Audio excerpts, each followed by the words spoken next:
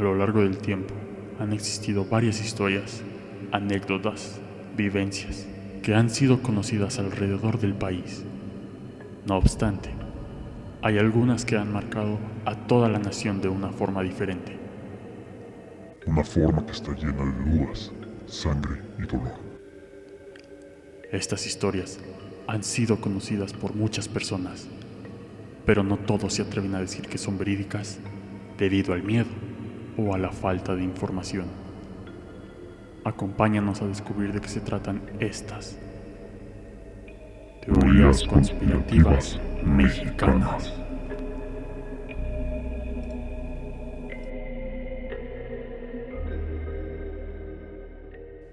Buenas noches, esta es la sección astral y venimos a presentarles la cuarta parte de las teorías conspirativas mexicanas, serie en la que nos dedicamos ante todo a exponerles las numerosas teorías conspirativas que se encuentran en este tabloide de imágenes que es muy conocido por todos y que estamos dándole uso para poder ilustrarlo y describirlo. Cabe aclarar, como siempre, que estas teorías no definen el pensamiento de ninguno de los miembros del podcast, ni el de un servidor. Simplemente nos dedicamos a exponerlo y a describirlo conforme a lo que sabemos y a lo que podamos llegar a conocer para el gusto de ustedes, claro. Y vamos a comenzar con la primera de las teorías. La primera de las teorías es el conflicto México-Guatemala. Para esto hay que remitirnos al año de 1958, en la víspera de Año Nuevo, el 31 de diciembre, cuando una flota en Chiapas de origen mexicano se encontraba en alta mar y fue interceptada por aviones guatemaltecos que derrumbaron los barcos y aprisionaron a los marinos bajo el pretexto de que estos estaban violando aguas territoriales guatemaltecas. Y entonces esto acrecentó una tensión política que desató en casi una guerra. La teoría sostiene que en realidad sí hubo una guerra, y esta guerra en realidad fue tan larga, bueno, se llevó al cabo de 4 meses, pero las pérdidas fueron más que nada por desgaste, y al poder ser económicamente ya no viable, decidió dejarse y prácticamente pasó al olvido. La siguiente teoría que viene a nosotros es la de Erika Peña Cos. Y para lo siguiente vamos a remontarnos al ya lejano año del 2006, con el famoso caso del asesino de Cumbres.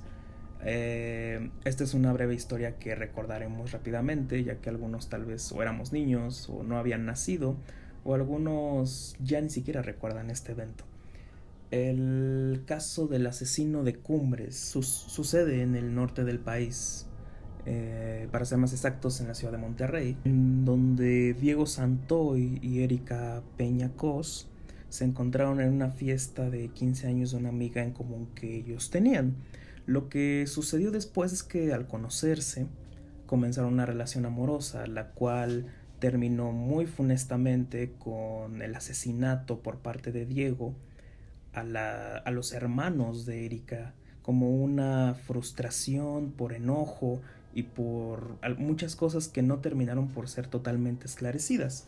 Este funesto caso tiene muchas salidas y muchas explicaciones que hasta hoy en día no han sido verazmente corroboradas.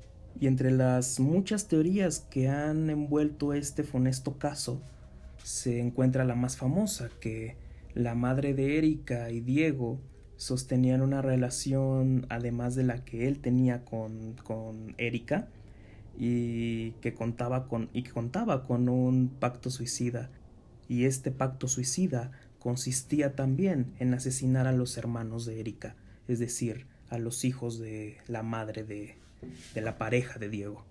La siguiente teoría, que también fue muy popular sobre todo en la época, fue que bajo un engaño que sufrió Diego por parte de Erika, la frustración por parte de este joven homicida lo encausó a proceder de esta manera, como una forma de venganza cruel y funesta más no poder.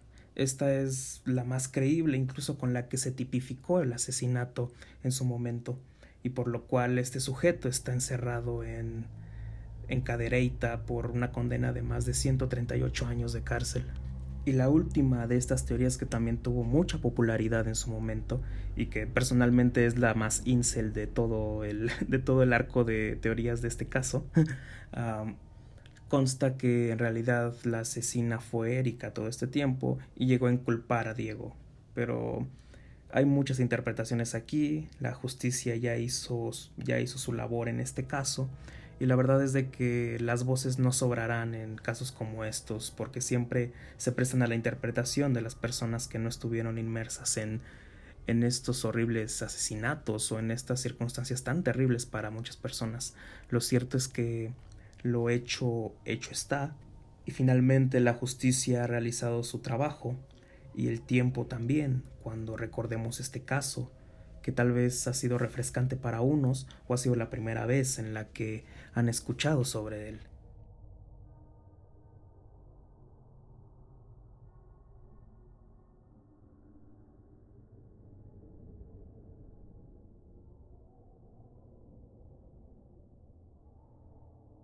La siguiente es una de las teorías que más tienen interés para mí, ya que como usuario cotidiano del sistema de transporte colectivo metro de la Ciudad de México, es siempre interesante saber que hay una especie de folclore y una especie de mística relacionada con los lugares en los que te transportas, te mueves y te desarrollas día con día.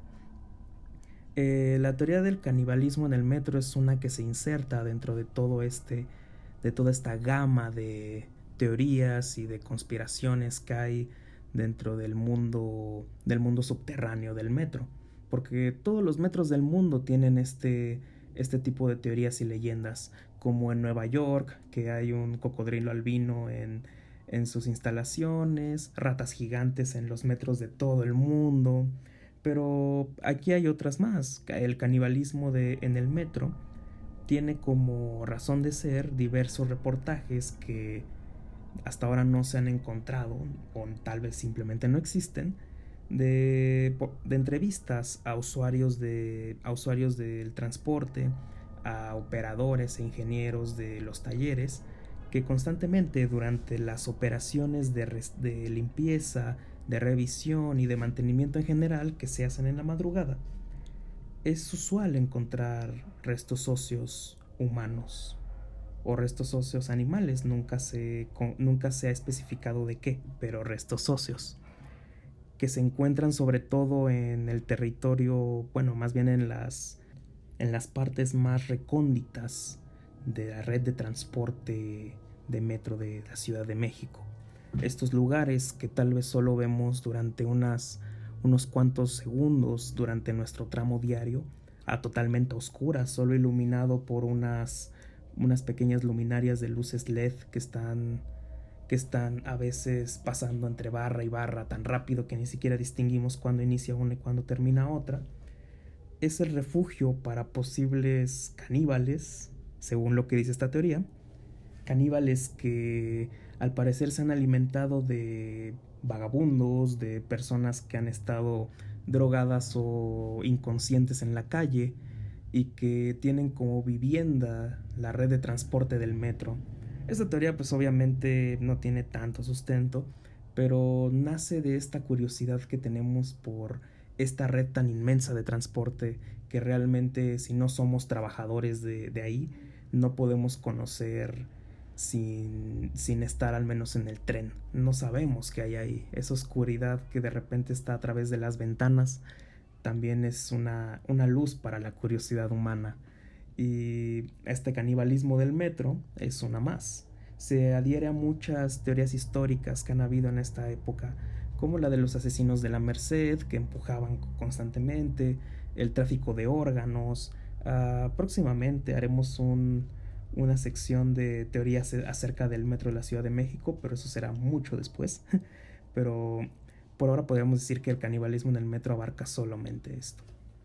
La siguiente teoría, llamada el rey de la mezclilla, no nos habla precisamente de un pantalonero cualquiera, sino de Kamel Nassif Borge, que en el capítulo anterior, de hecho, hablamos de de su hermano involucrado en el caso de los demonios del Edén. Y es que su hermano, de hecho, era solamente la punta del iceberg en este caso que Lidia Cacho llegó a investigar en su momento, ya que se habla de que la fortuna de Kamel Nassif, al igual que la red de pedofilia que llegó a ser junto con su hermano, era de hecho mucho más grande de lo que podíamos imaginar o de lo que incluso Lidia Cacho pudo llegar a investigar.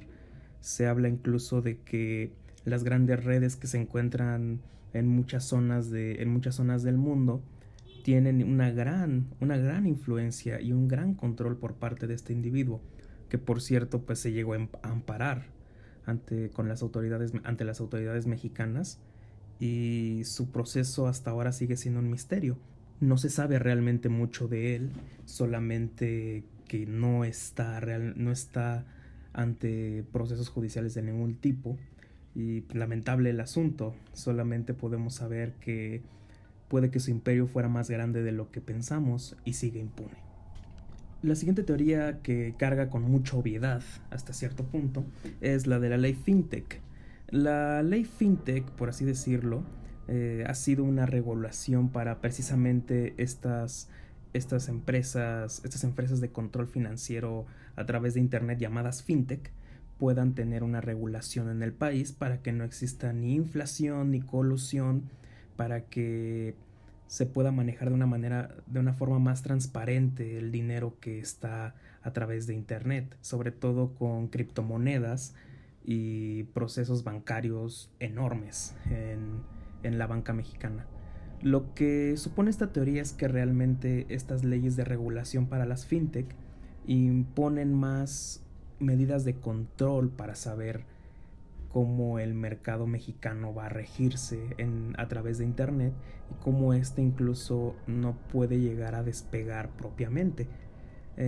Sucedió en Venezuela con el caso incluso de una petromoneda llamada Petro, que también hay una criptomoneda mexicana, solo que esta no tuvo tanto mame como la Agave Coin o la Tradcom o Tradcoin también. Son sobre todo monedas que bajo esta teoría han sido reguladas por el propio Estado, y el propio Estado controla cómo se van a mover. No hay en realidad autonomía financiera, y las fintech, en pocas palabras, son solamente una manera de encubrir el mercado mexicano como un proceso más moderno que puede tener incluso aspiraciones al primer mundo. Pero esto no es cierto, según la teoría, obviamente. La siguiente teoría, y una de mis favoritas en este aspecto, porque habla de uno de los temas que tal vez históricamente pueden llegar a ser un tanto verídicos, es que la Liga Comunista 23 de septiembre, que también es poco, hasta eso, destacada en la historia mexicana, pero lo es mucho, fue una organización guerrillera mexicana de corte marxista que de forma clandestina luchó por la creación de un partido y un ejército revolucionario para la toma del poder político del proletariado, la revolución socialista y la instauración del comunismo a nivel internacional. Surge en Guadalajara en 1973, y de hecho trató de unificar a todas las ligas guerrilleras comunistas de México. Como también en esa época hubo conflictos en Guerrero, hubo conflictos en el norte del país, y todos estos eran de corte marxista, anarquistas, anarcocapitalistas también. Eso es muy curioso. Pero lo que sucede aquí con la Liga Comunista 23 de septiembre es que enroló en sus filas a muchos guerrilleros, muchísimos, que de verdad estaban ya abogando por una segunda revolución mexicana, pero ahora sí con un corte ideológico definido. Se dedicaban ante todo a realizar actos de terrorismo, a realizar de manera clandestina difusión ideológica y muchas cosas que no le gustan a las señoras católicas. Pero lo que es más relevante en este caso es que la teoría supone que la Liga Comunista 23 de septiembre realmente realmente había emanado desde el propio gobierno central del PRI, aunque la gran mayoría de sus miembros eran de verdad aspirantes a una realidad revolucionaria mucho mejor.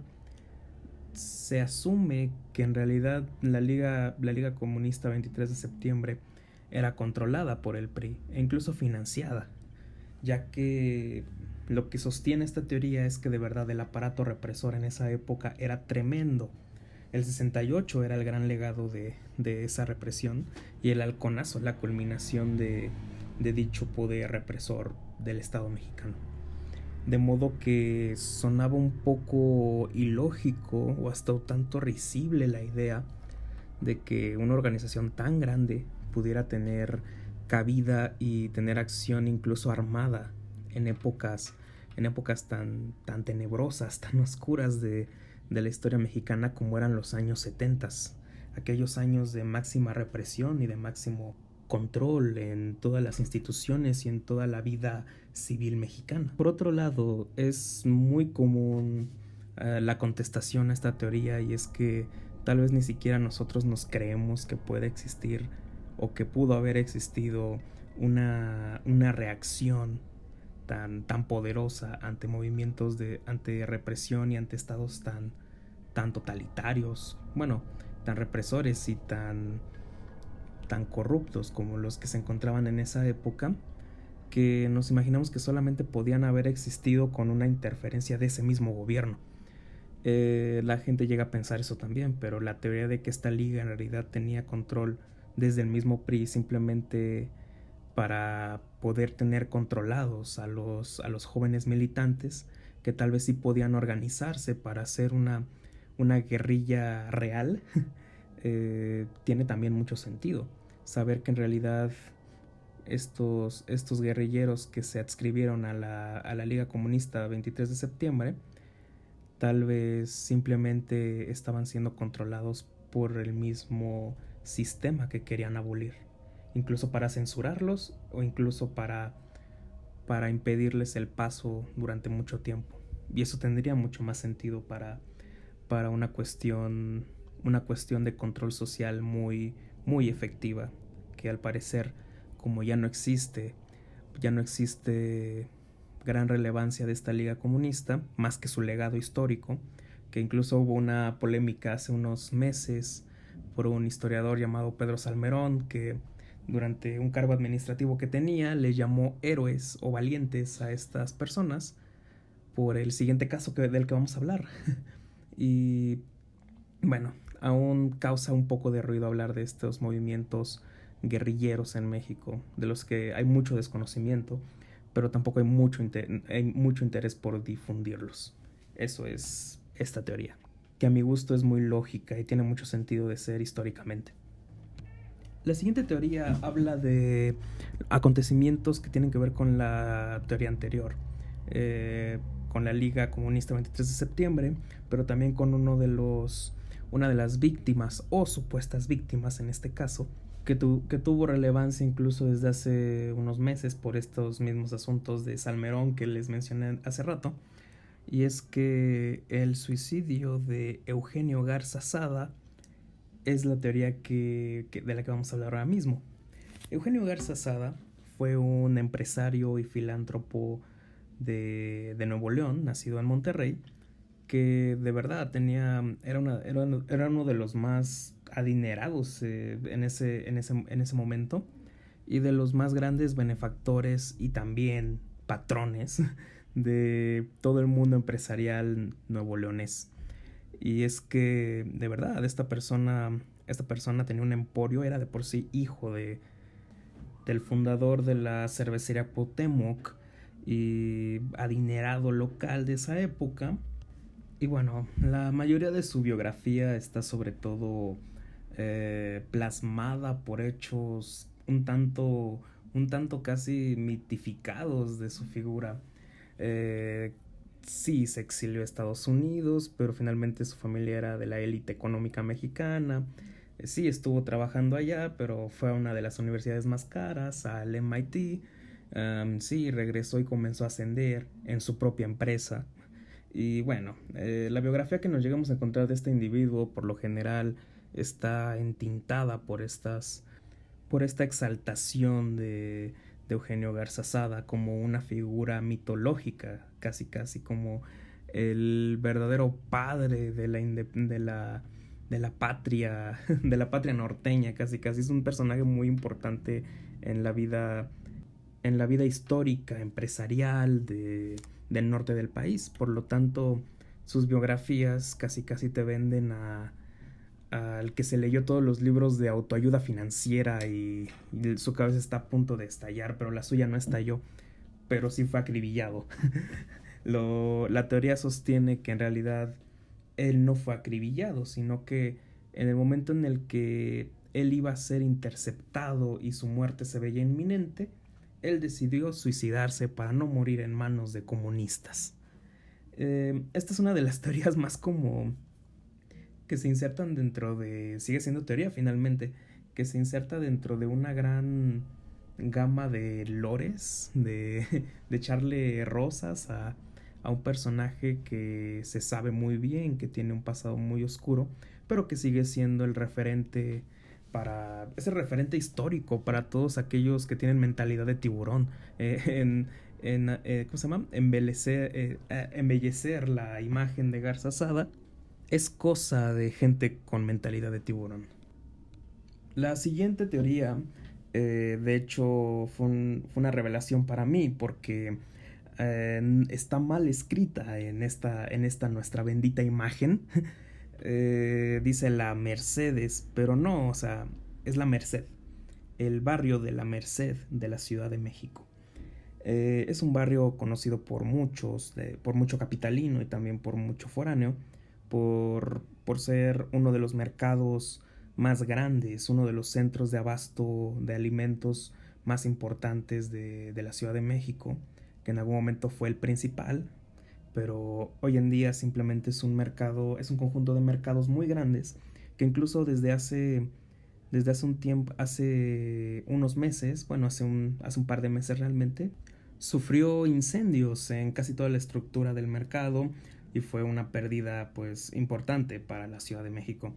Lo conocido por este barrio, además de su mercado, y porque ahí estuvo la prepa donde estudió el elenco del podcast, a excepción de Hitos, es que es muy conocida por ser también un sitio de prostitución enorme. Es muy conocido el barrio de la Merced por eso, con sus callejones como Manzanares y demás.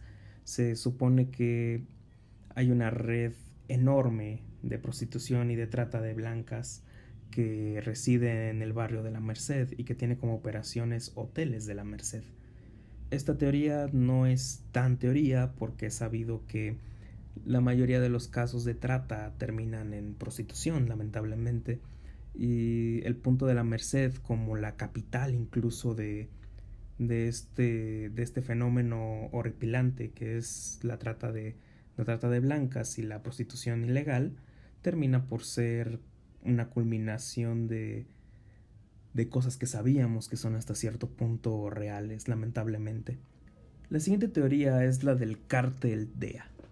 La DEA, que es la Administración para el Control de Drogas de Estados Unidos, es una agencia que se ha dedicado a perseguir y a controlar incluso todo lo que está relacionado en materia de drogas, tanto legales como ilegales, en Estados Unidos. Y por el gran tráfico, debido a este gran tráfico de drogas que ha estado en México durante mucho tiempo, hay muchas manos de la DEA en el mundo mexicano del narcotráfico y del comercio legal incluso. Lo que dice esta teoría es que la misma DEA se ha involucrado en estos casos y ha tenido relación con mucho narcotráfico que vive hoy en día en México, al punto de que ellos también administran o son parte de la gran tajada económica que deja este mundo del narcotráfico. Sería ilógica pensándola bajo la institución norteamericana, pero realmente da para pensar, señores. La siguiente teoría nos habla de Monsanto. Monsanto, que ha estado en muchas teorías con respecto a lo que comemos y a el suelo que pisamos.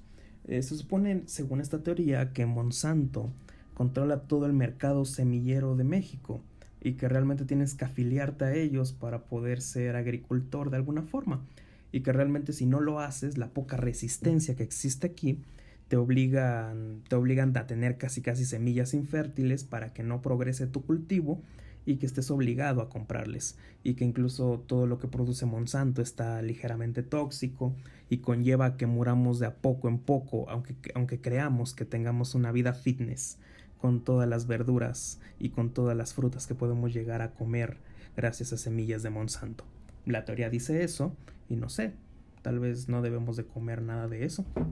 La siguiente teoría habla del neobernardismo.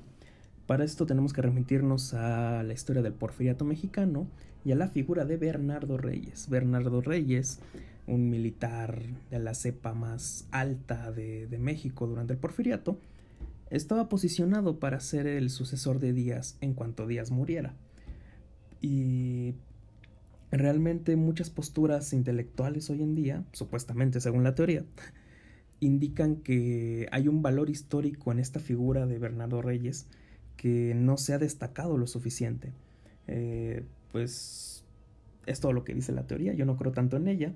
Yo creo que la única figura relevante en el asunto de Bernardo Reyes es su hijo Alfonso Reyes, que es uno de los más grandes filósofos mexicanos de la historia, pero nada más. El neobernardismo es realmente una tendencia que creo que solamente nació en la imagen y en alguien que le gusta el porfiriato, y ya. Bueno, a la gente que le gusta el porfiriato le gustan mucho las teorías conspirativas.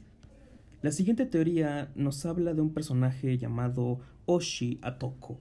Oshi Atoko era un japonés que solía vender discos en el Chopo y estuvo durante muchos puntos interesantes de la Ciudad de México en los años 80.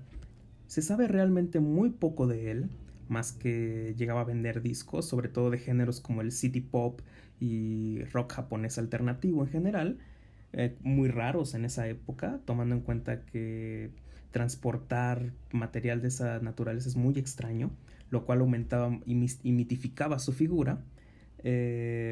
Oshi Atoko era también conocido por mucha gente del Chopo que tal vez muy probablemente estaba drogada en esa época.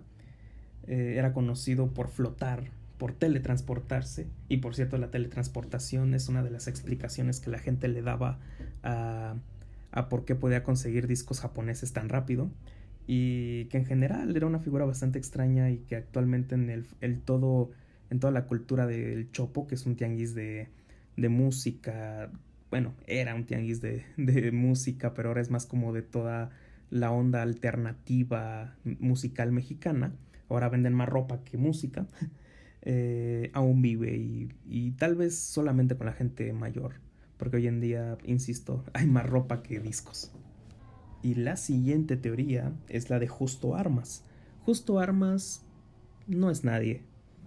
En pocas palabras, Justo Armas se supone que es el nombre que obtuvo Maximiliano de Habsburgo en un hipotético escenario histórico en el que indica que realmente no fue asesinado por Juárez, o sea, no fue mandado a fusilar por Juárez. Juárez le perdonó la vida ya que ambos eran católicos y lo mandó a El Salvador para poder vivir como alguien totalmente nuevo, y llegó a casarse y llegó a tener una vida ya bajo el nombre de Justo Armas.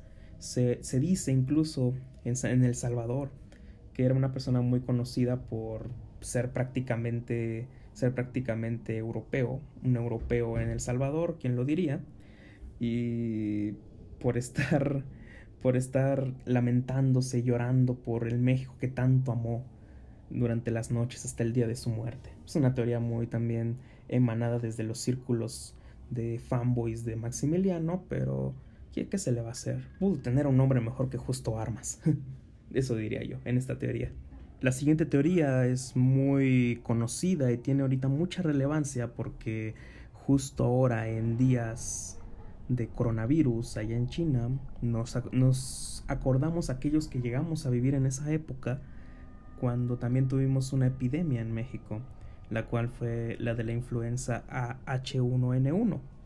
Y bueno, esta teoría también es muy conocida por mucha gente. La teoría dice que en realidad esta enfermedad nunca existió, que los muertos en los hospitales eran más que nada encubiertos bajo otros motivos, y lo que pasó aquí es que se quería ocultar un circo mediático debido a que México iba a entrar a una deuda muy grande con Estados Unidos, y de plano ya necesitaban ocultarse bajo un teatro muy grande para poder ocultar esto que sucedía en realidad. La teoría es sencillamente eso. Y para lo demás vamos a pasar a la siguiente, que es la de Thomas Alva Edison mexicano. Según esta teoría se dice que Thomas Alva Edison en realidad nació en Zacatecas y que por la revolución tuvo que marcharse a Estados Unidos a estudiar. De hecho, muchas teorías sostienen que el apellido Alva es muy parecido a los apellidos mexicanos Alba. De modo que esa es como que la gran teoría que sostienen, además de que las actas de nacimiento que se encontraban en el poblado de Zacatecas, ya mencionado, fueron de repente sustraídas por unos extraños hombres caucásicos muy altos vestidos de negro, y básicamente la teoría consiste en eso. Hay mayor desarrollo de ellas, pero es una teoría interesante, pero que desgraciadamente es muy floja en este aspecto. La siguiente teoría es la del artículo 65. El artículo 65 constitucional habla sobre los periodos de sesiones ordinarias del Congreso, los cuales últimamente se han estado reformando muy constantemente, lo cual presta la interpretación de que tal vez se están acomodando para poder poner a un presidente durante más tiempo del que el Congreso pudiera admitir. Es una teoría que viene desde hace bastante tiempo, pero realmente sucede cada que se reforma una ley constantemente, de modo que da miedo, tal vez sí, pero es una teoría que, como muchas leyes, también es aburrida. La siguiente es la de B. Sierra. B. Sierra es el seudónimo que el CISEN, según esta teoría, el CISEN utiliza para nombrar a sus objetivos o incluso a sus eliminados políticos. Y solamente la única forma de distinguirlos es cuando les dicen B. Sierra 1, B. Sierra 2 y así sucesivamente. Tendría mucho sentido porque dentro de las nomenclaturas militares es muy conocido que se usen seudónimos para poder clasificar algunas cosas y que la población civil no tenga conciencia ni conocimiento de ellas. Es muy loable y esta pues sí da cosas hasta cierto punto. La siguiente y una de las teorías más interesantes dentro de este piso es la del pene momificado de Juárez. Se dice que al momento de su muerte este fue cortado y puesto en un frasco de formol que se utilizaría después para rituales ceremoniales o incluso rituales de corte afectivo. Y básicamente se dice eso. Se dice también que Robert Ripley trató de comprarlo en un momento para su museo, pero esto ya no fue posible. Es una teoría que es muy curiosa también. Es un poco como lo de Rasputín también. ¿El Rasputín sería el Juárez mexicano? Pregunto yo. Y para la siguiente regresaremos al asunto de la Liga Comunista 23 de septiembre, en donde no es propiamente sobre ellos, pero sí es la teoría de la Brigada Blanca. Brigada Blanca era también una organización paramilitar, pero compuesta por policías que se dedicaba ante todo a mitigar y a infundir el miedo con respecto a la Liga 23 de septiembre. Este era como el contrapeso de alguna forma que intentó mitigarlos desde el orden administrativo, pero la cual invalidaría o la teoría de que estos eran controlados por el PRI o la teoría de que en realidad estos tenían mucho poder por allá. La siguiente teoría es el cierre de Canal 5 en 1998. El 15 de abril de 1998, en algunos estados como Veracruz, Yucatán, Quintana Roo y Tamaulipas, la señal del Canal 5 estuvo prácticamente bloqueada. No existía el canal durante un periodo de unas 72 horas. Mucha gente lo aludió a que iba a haber una presentación de algún modo, iba a haber un programa prohibido, pero lo más seguro es que solamente fue un error técnico que le costaría el trabajo a alguien, que le llegó a costar el trabajo a alguien, quise decir. No hay mucho que decir aquí, pero pues un cierre de televisión pública siempre se presta también como a la curiosidad. Y la siguiente y última teoría de este piso es la de 91.3 AM. Esta es una estación de radio, finalmente, de México, pero la teoría dice que entre las 4:12 de la madrugada hasta las 5:11 es posible escuchar en medio de toda la nada o de la estática que pueda haber en la radio una serie de sonidos extraños que no tienen mucha explicación y que a veces escuchan voces un tanto no tenebrosas, pero sí atípicas, de repente comerciales extraños, discursos de gente que no sabemos muy bien quién es. Y hay muchas teorías sobre todo, mucha gente dice que son transmisiones militares que se interceptan sobre todo a esa hora por las ondas de radio. Hay gente que incluso se ha animado a decir que hay un bucle temporal ahí que ha hecho que se transmitan señales de radio de la antigüedad, bueno, de años atrás, y que lleguen a transmitirse ahí, y que tal vez no lo entendemos porque son de todo el mundo. Se ha dicho también que se escuchan en varios idiomas y de épocas muy distintas, al grado de que han escuchado noticias de la revolución ahí mismo. Esta es una teoría que es muy curiosa porque escuchar la radio hoy en día muy poca gente lo hace ya. Y bueno, realmente quien quiere escuchar radio en la madrugada, yo no lo haría. Pero bueno, con esto terminaríamos la cuarta parte y el cuarto piso de las teorías conspirativas mexicanas. Esta ha sido una sección un poco más larga de lo usual, pero fueron 21 teorías resumidas en un solo video. O si nos están viendo en vivo, disculpen, pero sí tarda un poco. Y bueno, sería todo por mi parte. Les deseo muy buenas noches a todos o muy buenos días. Y espero que les vaya muy bien.